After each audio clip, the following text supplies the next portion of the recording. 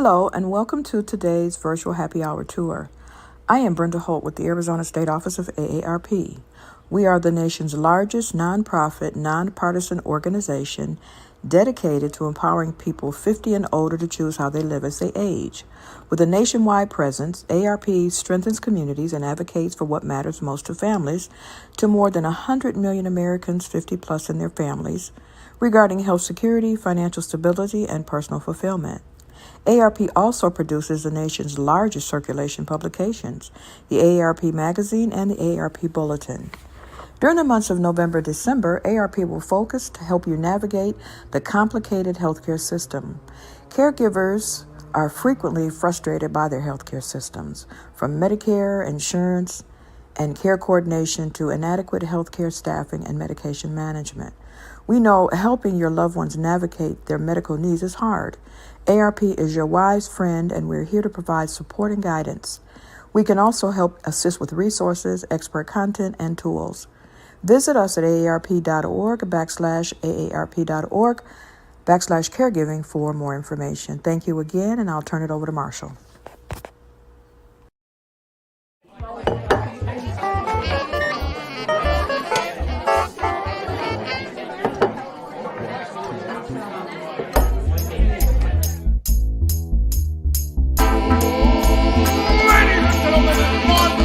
Folks, welcome to the show. Get ready to meet your host for the night, Arizona's very own hip historian himself, Marshall Shore.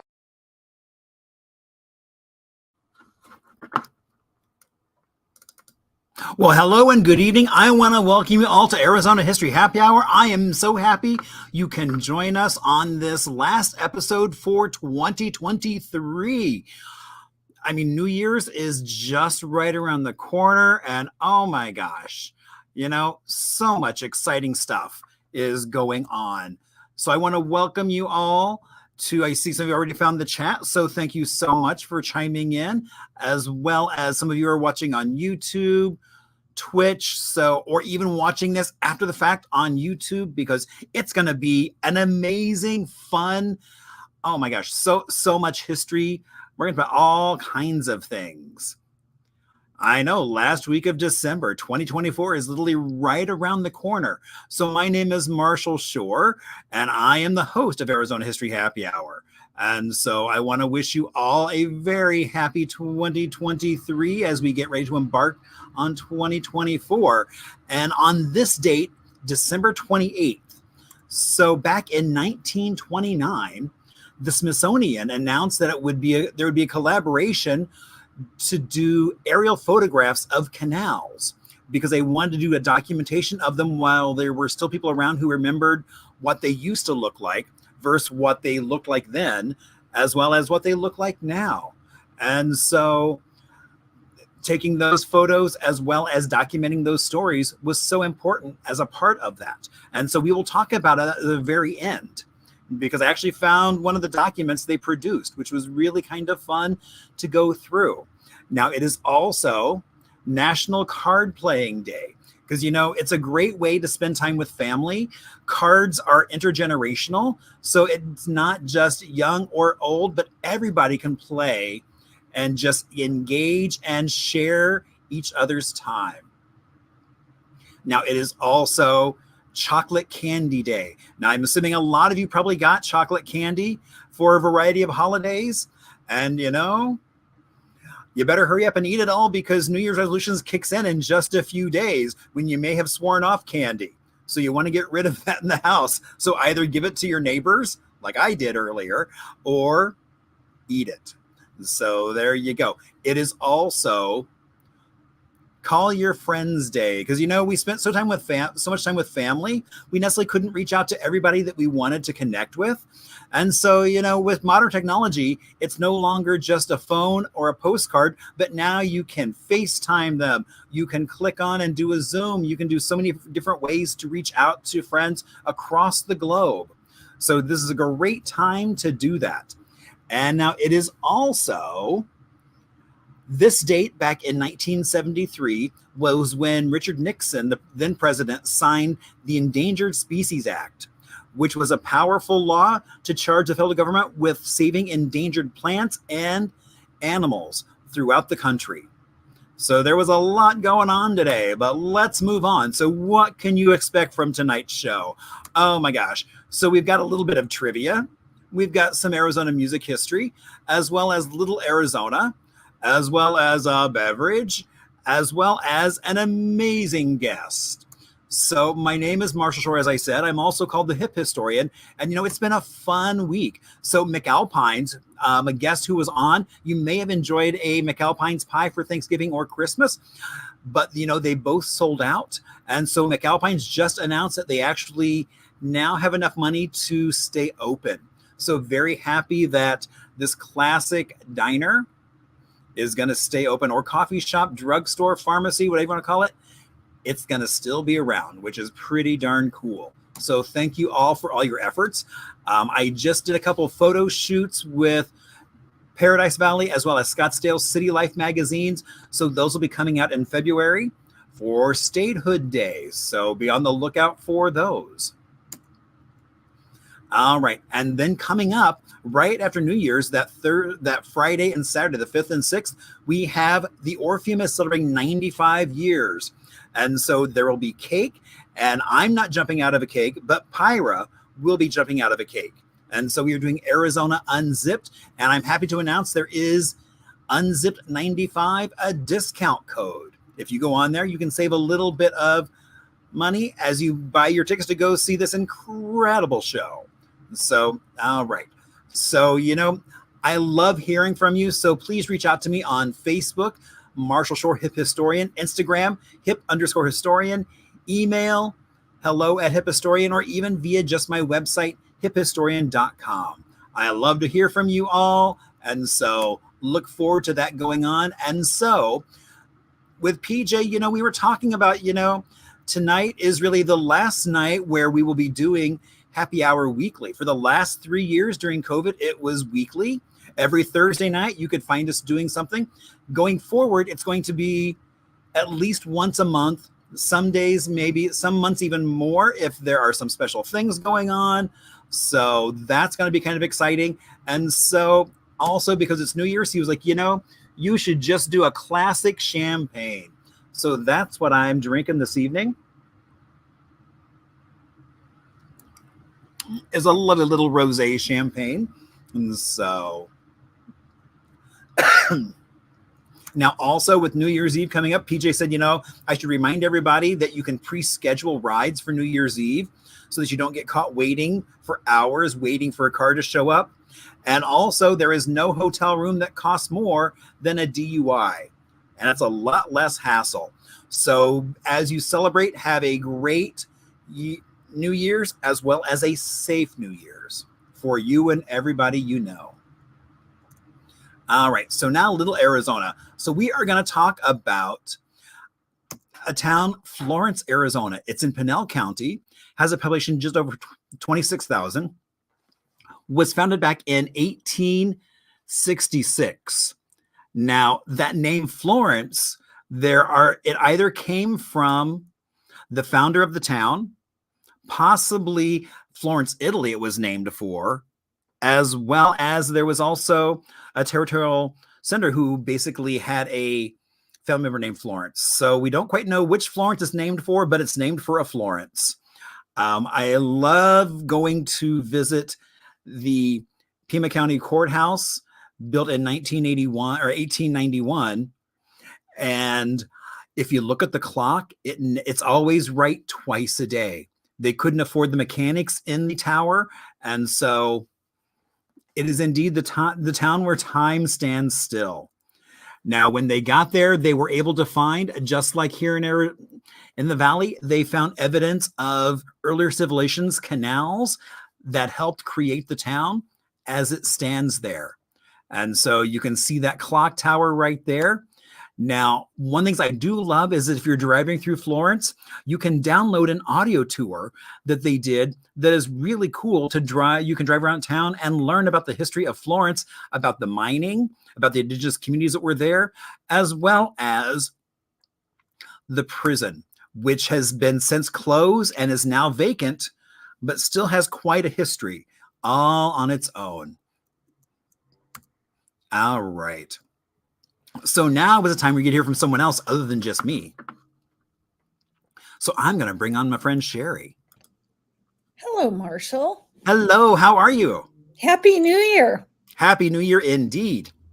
It's hard to believe 2023 is almost over. It's been 5 minutes. Indeed it has. So Sherry, the folks that don't know a lot about you, tell us a little bit about yourself.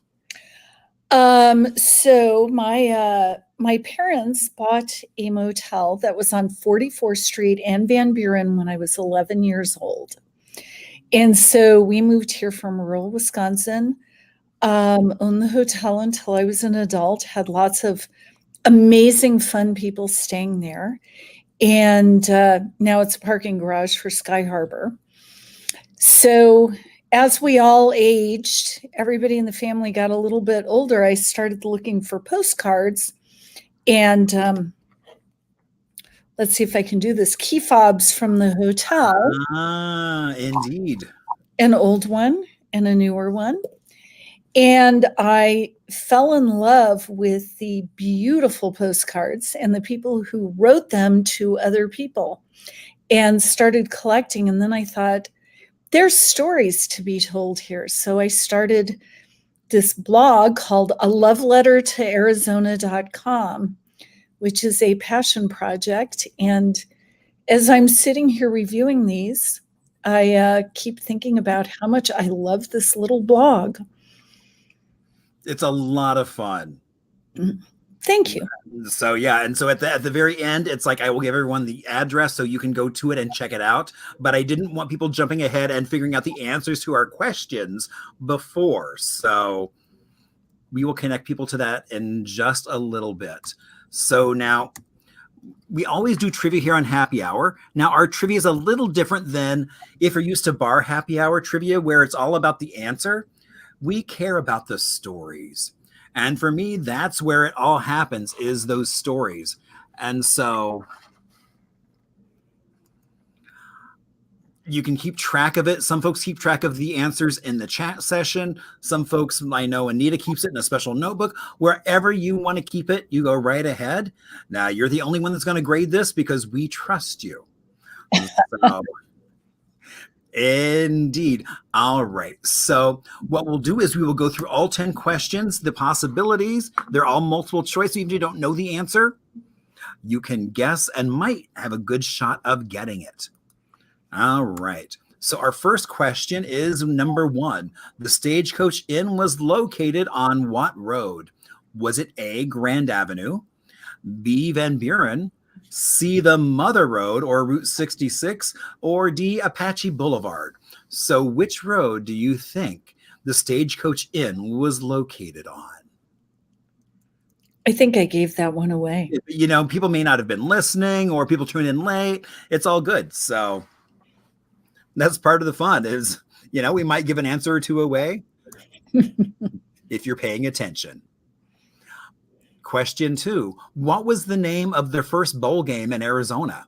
Was it A, the Copper Bowl, B, the Miners Bowl, C, the Salad Bowl, or D, the Glory Hole Bowl?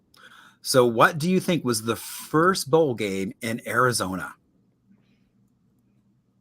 All right. Question 3, Robert T. Evans. He was an architect, and what inn did he design? Was it A, the Phoenician, B, the Jokaki Inn, C, the Camelback Inn, or D, Hermosa Inn? So which one of those places do you think Robert T. Evans was the architect for? Question 4, Whipple Station was what?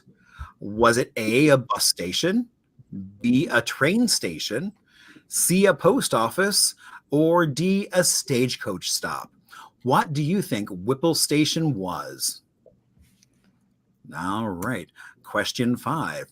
What cactus is named for its furry, cuddly appearance? Is it A, Silver Touch, B, a teddy bear, C, a green brain, or an old lady D cactus? Which one of those do you think is named for its furry, cuddly appearance? All right, question 6. Who wrote Romance of the Rails and many other titles? Was it A, Orrin Arnold, B, Agnes C. Laut, C, Charles G. Finney, or D, Rosemary Rogers? Who do you think was the author of A Romance of the Rails? And and this is a really good story. So, all right. Question 7. What short period comet is visible from the Earth every 75 to 79 years? Was it A, Caesar's Comet, B, Halley's Comet, C, Comet McNaughton, or D, Comet Hale-Bopp? Which one of those do you think is visible roughly around every kind of 80-ish years? And has been keeping well time on that. All right, question 8. Holbrook had what boom-bust industry? Was it A, gold, B, mineral water, C, oil, D, gypsum? Which one of those do you think was a boom-bust industry for Holbrook? All right, moving on to question 9.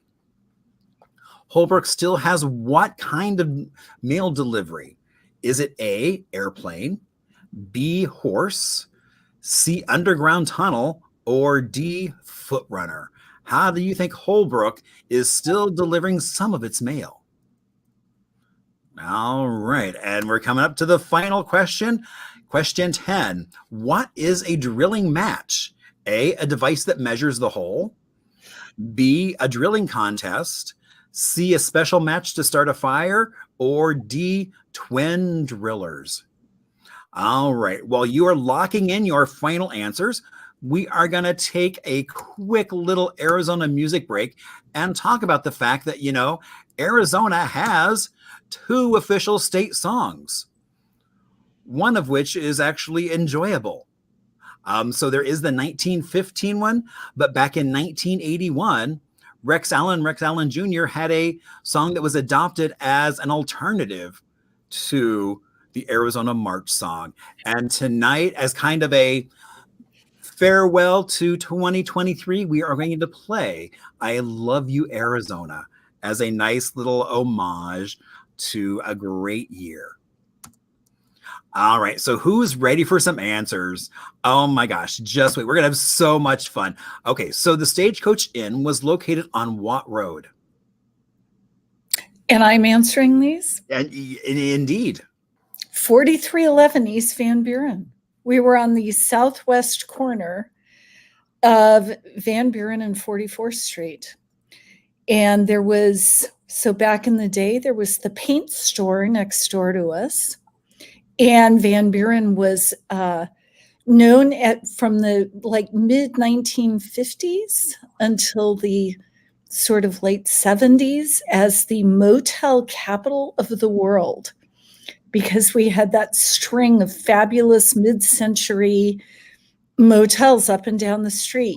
The Egyptian, the Kon-Tiki, the Desert Rose, all of them, the Sombrero, the El Rancho, and we had the Stagecoach Inn. That postcard was set up and taken when we bought the hotel. And those people sitting at the pool are my parents and my brothers and me and Smitty. So Smitty was the handyman for the hotel. There were 52 rooms, although some were cottages of 2 and 3 bedrooms. And Smitty was old then in the 70s, and he had been an actual cowboy driving cattle, allegedly from Arizona and Texas to the north. He was a lovely man. Always had on a cowboy hat and cowboy boots and a big silver buckle. And oh my gosh, I bet he had so many tales that he would just enthrall guests and family. Probably, although I don't know. I just thought he was a really nice guy. Wow. Part of the family. Very cool. All right. What was the name of the first bowl game in Arizona? The Salad Bowl. And so one of the reasons why I love your blog is it's not just what's the image on the postcard or the small details written about it on the back of the postcard, but actually what people say in their postcards.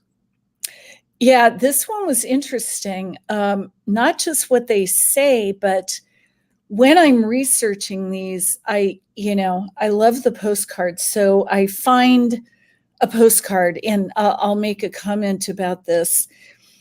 I got into this because when I started looking for Stagecoach Inn postcards, I was also simultaneously looking for postcards about a family hotel that my great-great-grandparents had built in rural Wisconsin. And the Arizona postcards from the same time period were incredibly different in that it's all about the color. You and I talked about the color a little bit. Right. So Arizona, and since I started this blog, I have looked at thousands, probably tens of thousands of postcards. And from the point in time they became hand colored, which is what most of these are, so sort of think early 1900s, and prior to the slick, shiny ones that we all know, the postcards were hand colored. And you look at the colors in these, Arizona's amazing. We have all this red rock, whether it's Sedona or the Grand Canyon, Monument Valley, Canyon de Chelly. It's just striking, the sheer quantity in all the places you can drive and see these colors. And then you've got the cactus flowers, which are so brilliant that you almost can't stare. Like if you look at a barrel cactus or a sora, I mean, the pinks and the yellows are fluorescent colors. And then you have Native American Indian jewelry, the silver, the turquoise, the coral, and the different kinds of turquoise. And then the umbrellas, every resort had these brilliant umbrellas. So there was so much color and so much stuff. This postcard's about the Jokaki Inn, which I grew up just down the street from this. My parents, we actually lived at the hotel for a year and then lived on, one of the streets just south of the Jokaki Inn. And so one of the things that I do is I Google the date and I look at newspapers.com, which has all these, everything digitized. And they're talking about this bowl game called the Salad Bowl. And I'm thinking, well, that's interesting. So this postcard talks about how every team that came to play in the Salad Bowl won the game except for one. Everybody else won. So apparently the key to winning the football game was staying at the Jokaki Inn. And I still haven't answered the question in my own head. The front of the postcard has the towers white. And I always remembered them as that sort of adobe color. So I'm very curious to know if they were actually painted white back then, or the person hand coloring the card decided to color them white. And perhaps somebody can tell me that trivia.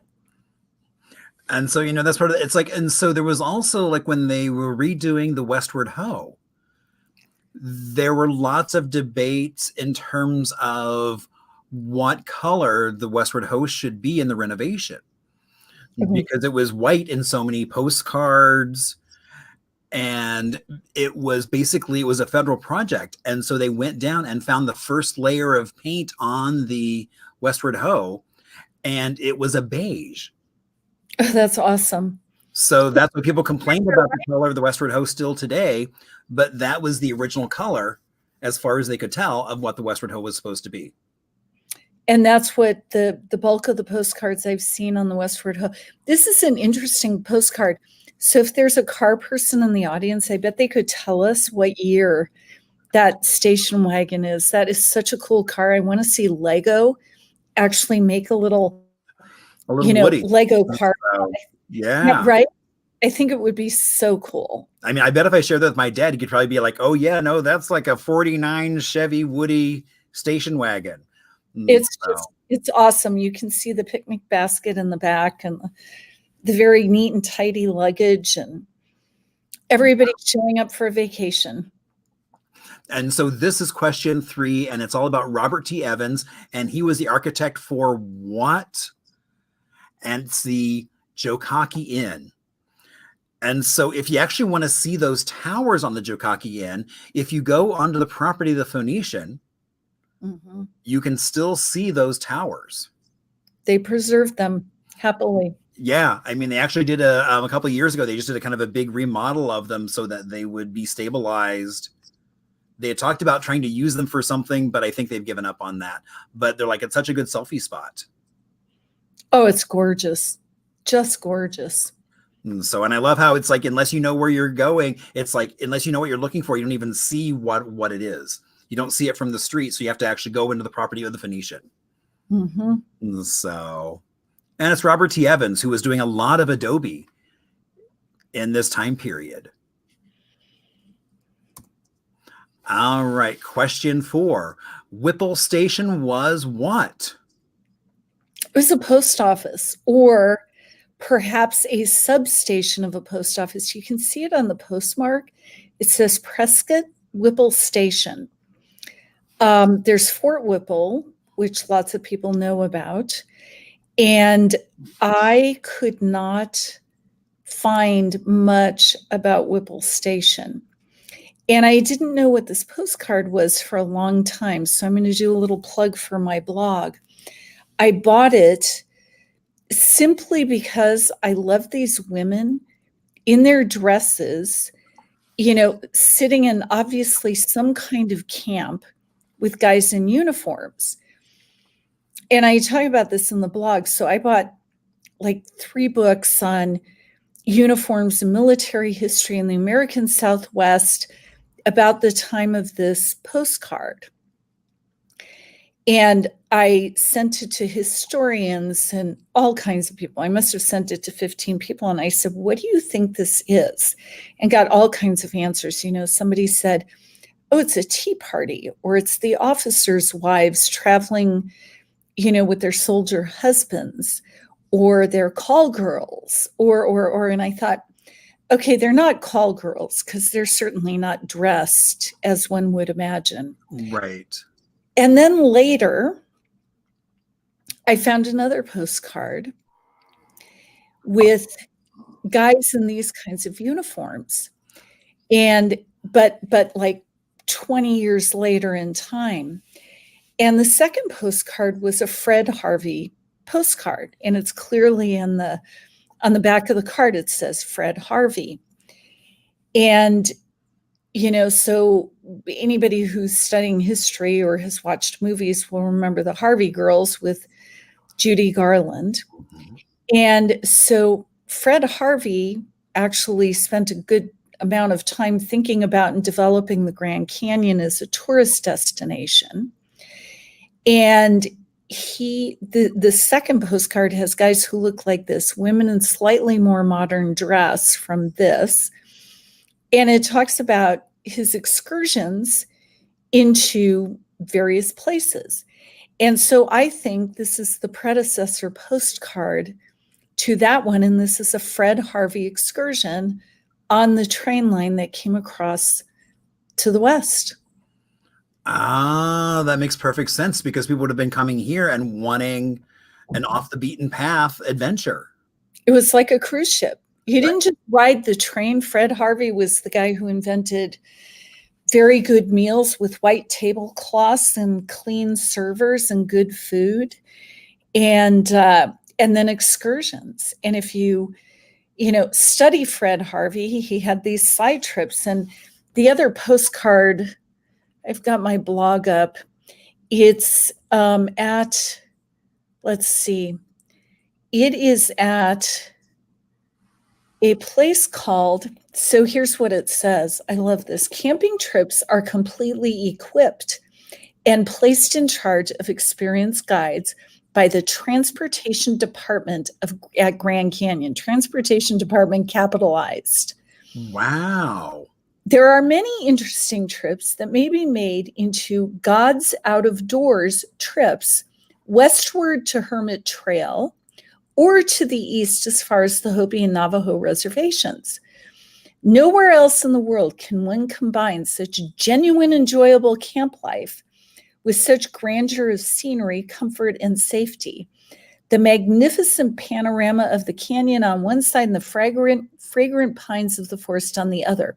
And that's a Fred Harvey postcard. And it says on the front of this other one, 20 years later, I think, camping party in, I don't know how to say this, Tusayan Forest on Hermit Rim Road, Grand Canyon, Arizona. Wow. So, cruise ship on the rail lines. That's amazing. And what fancy, I mean, they really are glamping out there. Look at those tents. Yeah. And I think those guys are the Harvey men versus the Harvey girls. So they're setting up the tents and hauling the chairs and starting the fires. I love this postcard. And then a friend of mine who's an avid stamp collector also pointed out to me, you know, I'll digress a little bit. These postcards are actual human artifacts.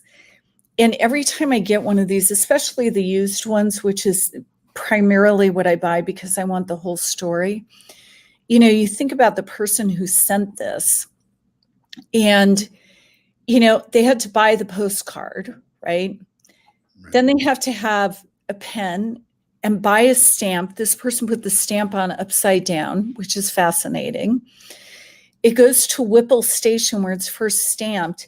And then it got misrouted, that sort of football-shaped thing. My friend told me is because it's been misrouted. He looked at this in far more detail than I can see. And then eventually it gets to this person, Miss Carrie Miller in Danville, Kentucky, who I found in newspapers of the time. Now, Carrie Miller, fairly common name, but, you know, who knows? And it's postmarked February 13th, 1908 to Miss Carrie Miller. Maybe it's a Valentine. Or just saying, hey, look, we just did this really amazing thing. Yeah, come on a train. Right, we don't have a camera, but look, we can send you a photo. Yep. Of what the adventure looks like. You know, and you think about, okay, so this went to her in 1908. It's 2023. So this woman, Miss Carrie Miller, somebody in her family kept this for a long time, and it gets passed and passed and passed until here I am sitting in, I don't remember what year I wrote this one, what year this post was. It was in 2021. Can you imagine? And here we are talking about Carrie Miller. Indeed. I love that. All right. Question 5. What cactus is named for its furry, cuddly appearance? The teddy bear cactus. I mean, when you talk about the colors, I mean, just look at this. Oh, it's so gorgeous. You know, these people were quite the artists who were coloring these, and I don't totally understand the actual process. It's on my list to learn about that. And you know that they are hand colored because there's another postcard in my collection that I have a couple of different copies of from the same time period. It's downtown Prescott. But from postcard to postcard, the colors of the cards are different. So an actual human was involved in deciding the colors of these, although I think this one is particularly accurate. You know, they had the photograph right that they were using, you know, and then tinting this. So the thing I found fascinating about this one, well, everything about it. I like how the address is written sort of backwards from how we do it now, right? Mm-hmm. First Olympia, Washington, and then the address. And in researching this is obviously the Superstition Mountains. I found out the Apaches revere these mountains as the home of their thunder god. And I'm thinking, when I first saw that, I was like, I don't remember there being a lot of thunder out there particularly. So if you are apparently hiking in these mountains, like if you're deep in the superstitions, you can hear some rumbling, which is still geologic and volcanic activity deep in the ground, Oh. which how cool is that? I mean, the whole area is volcanic, but, to have that. So there we are, another fabulous postcard. The postcard, the back of it says, "The unwary stroller on the desert is due for a pained surprise, however, the moment he gets near it, for the bunches of sharp spines have a habit of dropping off or attaching themselves to any object that ever so slightly touches it." Oh, indeed, those jumping. Yep, jumping cholla, that's how I knew it. Yeah. Wow. But also I love the feel of these. I mean, they're not that glossy, but they're like on a linen, so it's even a much different texture of Yeah, postcard. they're linen. Most of the postcards I collect are linen postcards. I understand that they are not actually made from linen, but made from cotton.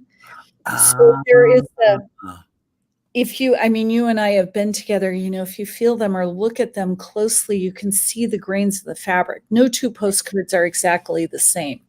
They feel thick, they feel important, they feel like, somebody cared. This one's funny too. This one sent me down a rabbit hole. So if you look at the postcard right in the middle, it looks like it says Mario, right? Do you see that underneath Yuma, Arizona, right in the middle above the time? Oh, yeah. So I'm walking around for a month going, Mario, Arizona? I mean, I have driven all over this state with my dad. We go down any random road. I have books about the ghost towns. I have books that were published, in the late 1800s, early 1900s. I'm going, what is Mario? So I send off my stamp collecting friend who's not just collecting stamps, but the postmarks. And I'm like, what does this mean? What is this? This goes on for like a month of asking people. Finally, I look at it and I go, March 10th. You're right. Because then you realize the O is a little bit larger than everything else. Yeah. So there's no Mario, Arizona. Mario Brothers are not playing video games here. No, they were not. Video games here. That is so funny. So. Yep. All right. So question 6, who wrote Romance of the Rails and many other titles? Agnes Laut, and I think that's how you say the name. So anybody who got that one right, I think it's bonus points. Like if they're keeping track of their points, I think they get like 5 for knowing this. This woman is fascinating. I ran into her doing some research for one of the postcards. She wrote several books. She was a school teacher somewhere in Canada and was, as an avocation, interested in the anthropology of North America and the people who lived here. I have another book. She wrote several. I have a few of these. So one book is about the Southwest. I think she called it Our Magnificent Southwest or something like that. Old book, not reprinted.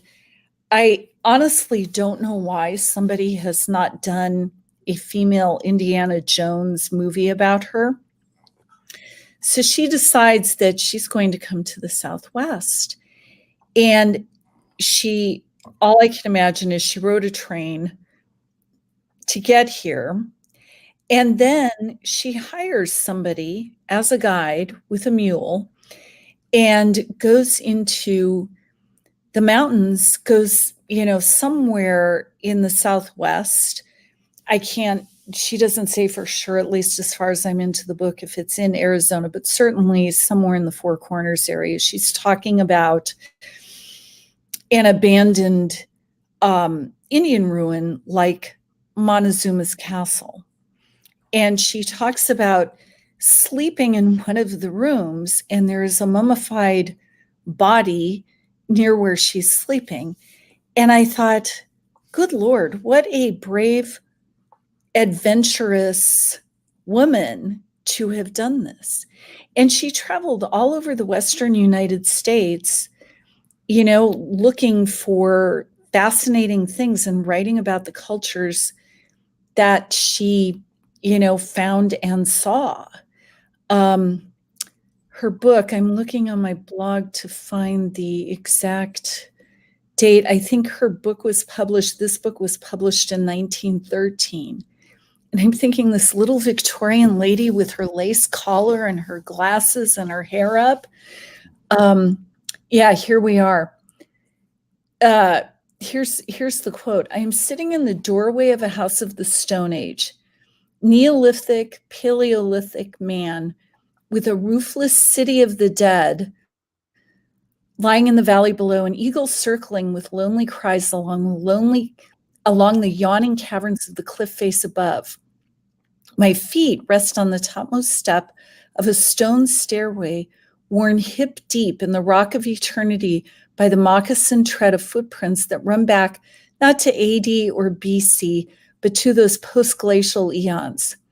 A few doors away from the cave door where I sit lies a little body, that of a girl of about 18 or 20, swathed in otter and beaver skins with leg bindings of woven yucca fiber. She spends an entire chapter.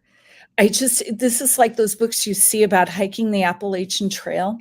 So she spends a chapter she talks about the costs and logistics of a trip like hers, how much the tents are. So her advice is buy a miner's tent, not a teepee. Miner's tent is more practical. Grub boxes, clothing, train tickets to towns, and talks about which towns to go to start off with. Closing thoughts from Agnes. There are two ways to travel even off the beaten trail. One is to take a map, stake out pins on the points you are going to visit, then pace up to them lightning flyer fashion. If you want to and are prepared to kill your horses, you can cross Navajo land in from 3 to 4 days.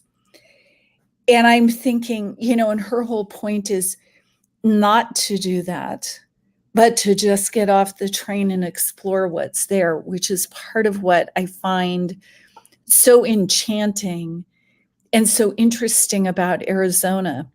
You know, you pick my dad and I do this together. And, you know, sometimes foolishly without a cell phone, you know, pre-cell phone days where we only have a topo map. But even if you've got a cell phone, they don't always work. And we'd pick a road and go down the road until it ends and see what we see. And some of these areas, you know, you look on a topographical map, there's a mining claim like every quarter of a mile. Somebody was making a claim to the land and doing at least, you know, top layer sort of mining. It's fascinating stuff. I love Agnes Loud. I want somebody to make a movie. Wow. I mean, I cannot imagine. I mean, if you look at her, it's like no one would expect that she was doing that. Yeah. Yeah. Good for Agnes, you know? Yeah, she's on my list. I have this list of that I call great Arizonan women, and not the ones that are written about in books, because I had never run into her before. Right. I mean, which is surprising that her name hasn't popped up before. No. So, wow. Go Agnes. Yeah. We should all be more like Agnes. I think so. All right. So question 7, what short period comet is visible from Earth every 75 to 79 years? Halley's Comet. Our glorious Halley's Comet. So this guy, if you can see this, this postcard he writes, if you get this okay, Halley's Comet will have done past us, you know, as in she's getting, and then he goes on to other things. It's getting pretty hot down here. And I am just like, this one came across randomly. I wouldn't have necessarily, I stick to postcards that have pictures of Arizona typically. But I read the back, this was labeled somewhere in eBay about Halley's Comet. And I'm thinking, okay, I see a showgirl. I do not see Halley's Comet. And so I read it and I thought, oh my word, how interesting is that? So this is going to be my next post on the blog. Ah. This guy was obviously concerned. And I'm sure if I look at newspapers of the time, there were some people who were saying, oh my goodness, we're all going to die. Halley's Comet is coming and it's going to hit the Earth and life is over. Well, it reminds us. So it's like, I mean, basically back in 1999, this time of year, I was driving a U-Haul from New York City to Phoenix and getting ready for Y2K, where everybody was like, oh, the world's going to come to an end. Suddenly, nobody's money. It's like no computers are going to work. They're all going to go down. And I was like, well, at least if that happens, I've got everything I own with me, a gallon of water and some peanut butter. So I am set for a while. Yeah, it's interesting. It's when you go into these older newspapers, there are so many things that everything is the same and everything is different. I love this guy and I can't wait till I do the research and figure out who he sent this to. The other thing I find very cool about these postcards is as you start looking at them, you realize like this one was written with a quill pen. This was not a pencil and not a ballpoint. And so I have great admiration for these people. And again, you think about this being a human artifact. This guy had to go somewhere. He had to have money to pick out the postcard, probably had to buy the postcard because this wasn't an advertising one, unlike the Fred Harveys, which I suspect were just given out freely. So he's got to buy it. Then he's got to have the pen and the ink to write it. He's got to know how to read and write. I've run into some postcards where somebody else has clearly written for somebody else to send the postcard. Right. And then you've got to have money and you got to find the stamp and you got to go to the post office. And then it's going to sit in a stagecoach or a saddlebag or something until it gets to a train or a series of trains to get to the next place. It's just, I think about all these lives and all these people who came here to have a different life. And they all talk about it. There are very common themes. Lots of lonely people, lots of people going, why haven't you written me? When will you write me soon? Don't forget me. Please wait for me. I mean, if you look at that in a modern context, it's like there are people that are upset that it's like, I texted you 3 minutes ago. You haven't responded yet to my text. And I'm like, well, just think if it took months for that response to get to somebody. Exactly. Wow. I mean, when you look at even how they were addressed, I mean, sometimes it's just a person's name and a city.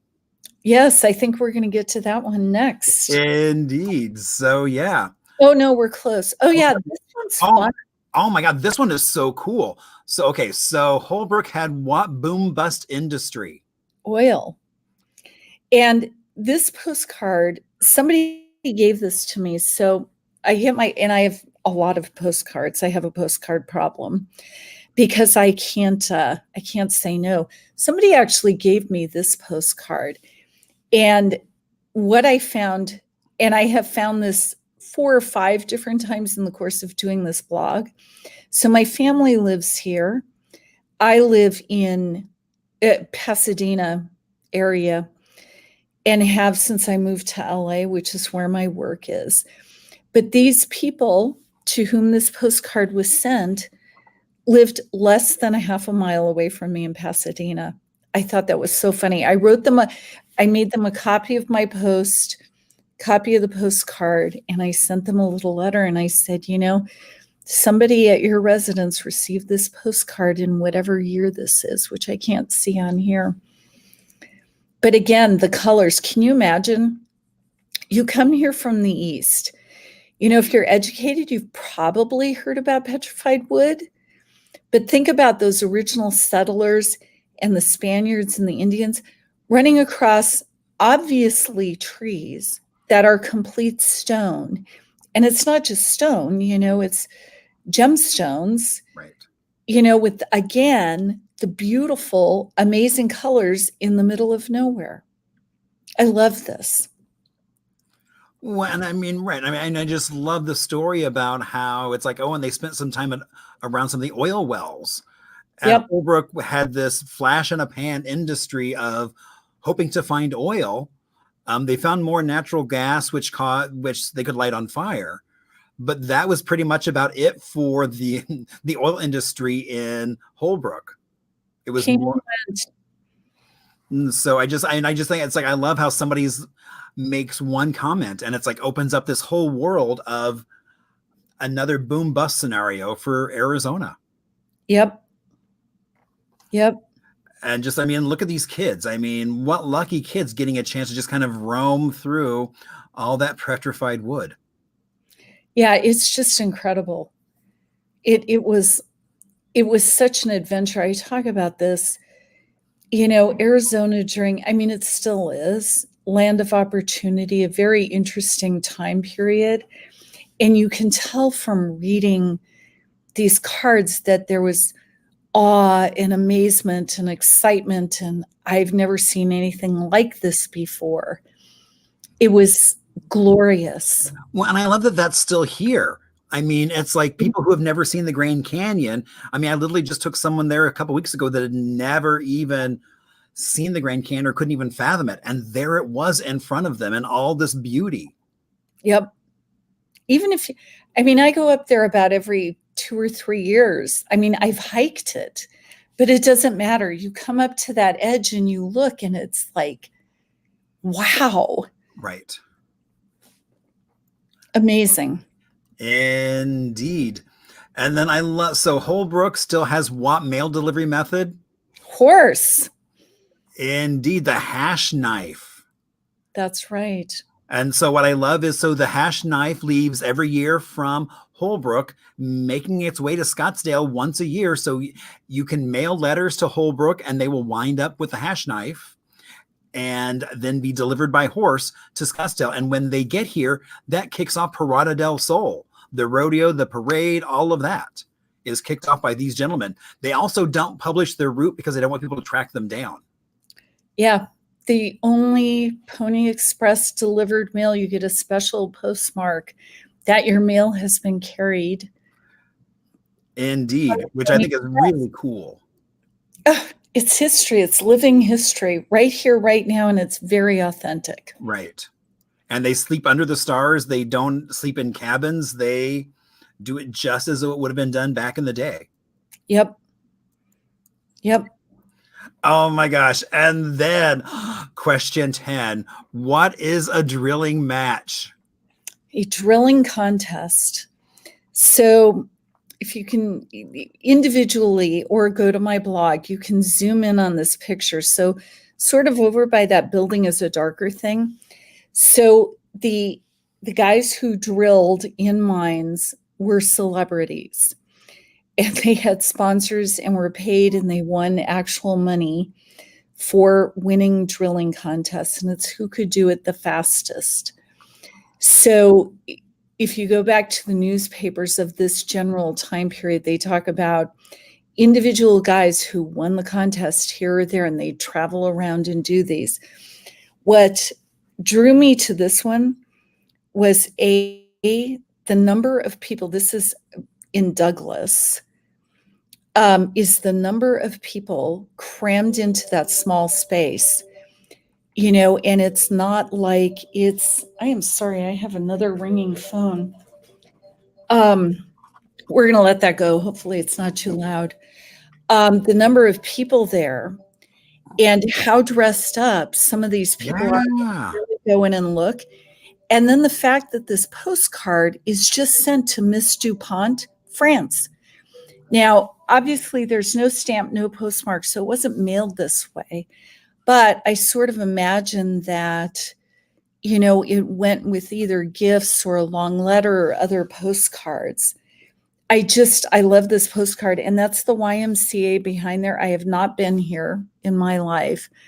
But when I looked it up, it appears to still be standing and was one of the first YMCAs, built out in this direction. Oh, that makes sense. I love that the drilling match are today's NBA or NFL stars. Or like NASCAR. I mean, or like the Kentucky Derby. I mean, people are getting all dressed up Yeah, to go watch this. to go watch people drill. Yeah, and depending on the time of the year, can you imagine?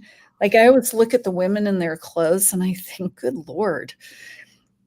Hopefully this was in December and not in July. Oh my gosh, because because of all the clothing they're wearing, and you know how many layers they're wearing underneath that. Yeah. And then the guys who've climbed up the telephone poles and onto the roofs to watch. This was clearly an important event. Indeed, it was. Oh my gosh. All right. Well, I always love to ask people how they did on the trivia. Although, you know, it's not to say how you did, but geez, look at the amazing stories. We covered so much territory, from Fred Harvey excursions to the oil to the drilling contest. Oh my gosh. I mean, so very cool. Now, if you want to check out Sherry's blog, there you can find it, a love letter to Arizona.com. It's still active. I mean, you just said you're getting ready to post. Oh yeah. I have 2 giant 4-inch binders full of postcards I need to write about. And they're so much fun to go through. Oh my gosh. I love my postcards. I love the people. I love reading about it. I love them. And we've got to find more out about Agnes. Oh my gosh. Yeah, Agnes needs a movie, I'm telling you. So there's got to be more information out there. So I will do a deep dive as well into Agnes, because why isn't she like popping up? And there's all these people that write about women of the Southwest. I've never come across her name. No, most people haven't. She was an interesting woman. She wrote a lot. I mean, I think you did a search for her books. There's quite a few of them. I haven't. Right. I mean, there were a ton of them, and they were early enough that the covers were kind of bland. I mean, I chose that one, I think, which was a later printing, because that had a great cover. Yeah. But oh my gosh. Yep. Love Agnes. I want to go to a Halloween party as Agnes. Get those little tiny glasses and the lace collar. And I'll bring my miner's tent. You just camp out at the party early in their front yard. Don't even tell them. And a mule. But leave a mummy in their bedroom just because. That's right. Oh my gosh. Sherry, thank you so much for coming on and sharing your passion for Arizona. I love how it started off with just your family's hotel and then has kind of grown into the whole thing. Yeah. I'm going to say thank you for having me. Thank you for having me as the last. Oh my gosh. I couldn't, when we met, I was like, I really want you to be kind of the last, because it's this little snapshot across Arizona through so many times, people and places. I was like, what a great way to kind of end the weekly sessions. Yeah. By doing this. I'm just delighted to be here. And I am staying at one of the historic hotels that I write about also on my blog. I'm at the Arizona Biltmore, and I've done a couple of posts about them. Well, and for excursions, I mean, they had the whole Wonder Bus. I mean, they were quite into getting people out in the desert as well. So that was the huge thing. Yep. So, well, Sherry, thank you so much. Have a great New Year's. You too. Thank you. So again, and thank you so much. I look forward to seeing you again in 2024. Absolutely. Very good. Have a good night. Thank you. Oh my gosh, that was so much fun, Sherry. Thank you so much for coming on and sharing so many stories. And so now we're going to do From the Vault. And so this is back in 1930. They actually loaded this plane, and this is what they wound up taking these photos with. And so this was part of a book they had a section of. And so what I loved is that they talk about this being the park of four waters, which is now part of the Sudavaki Museum, which is over by the airport. And so it just kind of brings together, and they were talking about how you could still find rock hose as you were digging through things. And they wanted to really do this documentation because as they were widening the canals, using them more and more, that original canal was just being lost, and all the ephemera and all the artifacts around it were just going away. And so, and then, I mean, and I loved this, which was, this is the recreational Indian canal at Hayden's Mill. So basically, Carl Hayden is the one who actually asked for this. And I didn't realize that he basically cleaned out a existing canal.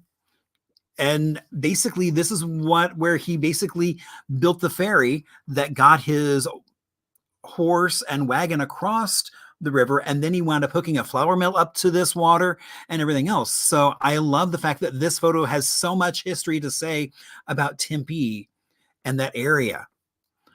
Oh my gosh. So, I mean, and then this was showing Mesa, just those canals and how prevalent they were. And so that was one of their points about this, was trying to get it while people who were still there when it was discovered were still around to tell those stories. So I'm actually going to, later tonight, I'm actually going to post this document up on Marshall Shore Hip Historian, just because I thought it was so fascinating to take a look at.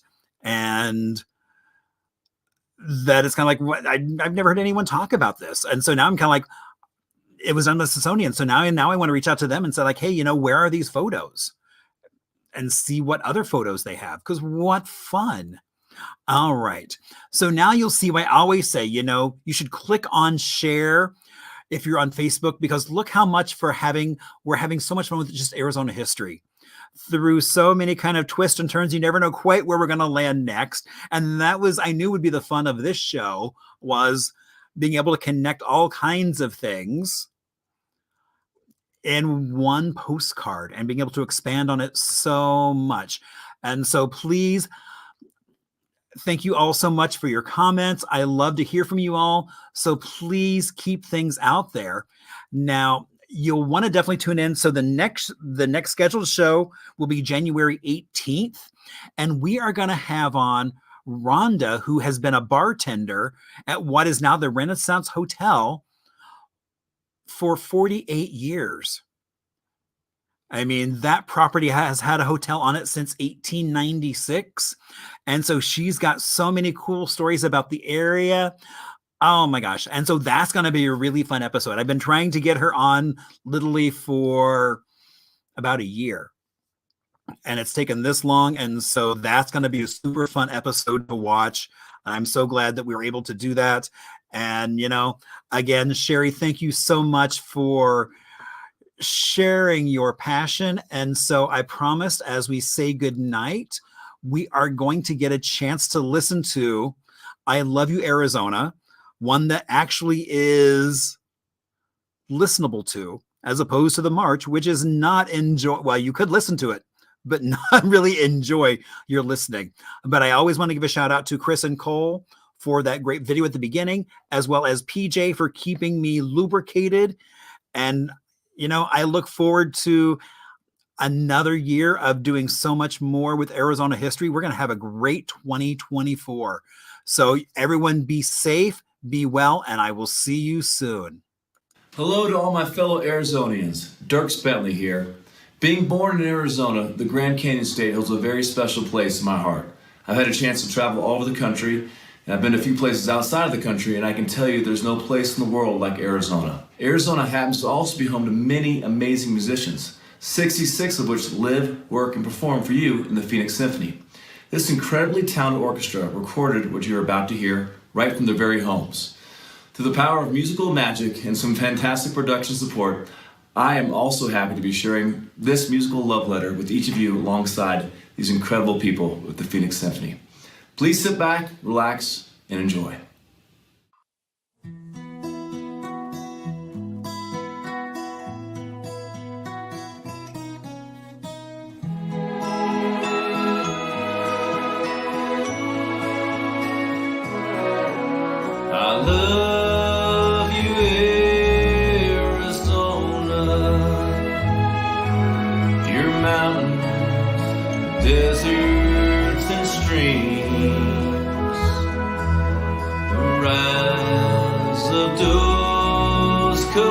cousins and the outlaws I see in my dreams.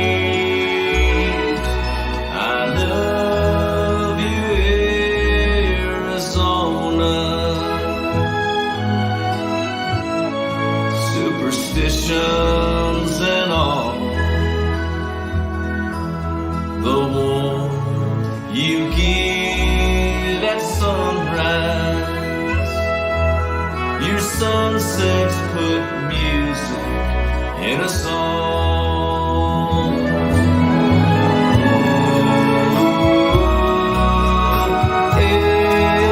Arizona, you're the magic in me.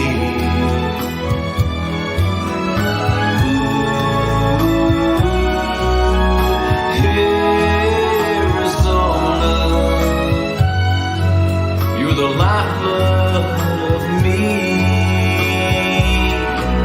I love you, Arizona.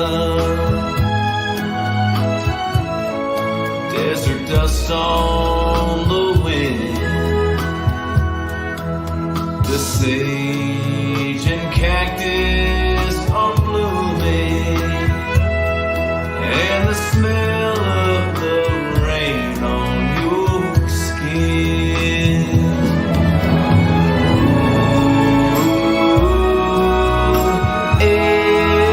Arizona, you're the magic in me.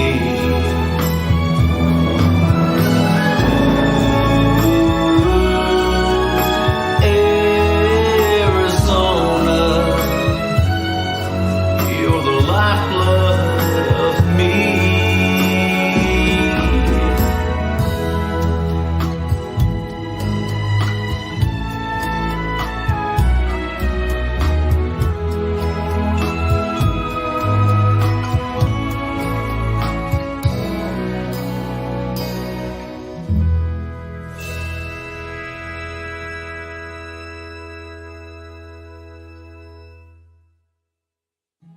Thank you for joining us in celebrating our amazing home state. We're so grateful to have worked with the wonderful Dierks Bentley and with Arizona Highways to bring this musical love letter to life. From the beautiful and majestic scenery and landscapes like the Red Rocks of Sedona and the breathtaking Grand Canyon, to all of the warm and welcoming people who have made Arizona their home, there's so many wonderful things that I love about this amazing place. Now that you've seen some of what we love about Arizona, we want to hear from you. Show us what you love most about the Grand Canyon State. Post your own photos of your favorite places and faces using the hashtag #ILoveAZ. And please be sure to tag us on Instagram and Facebook at The Phoenix Symphony.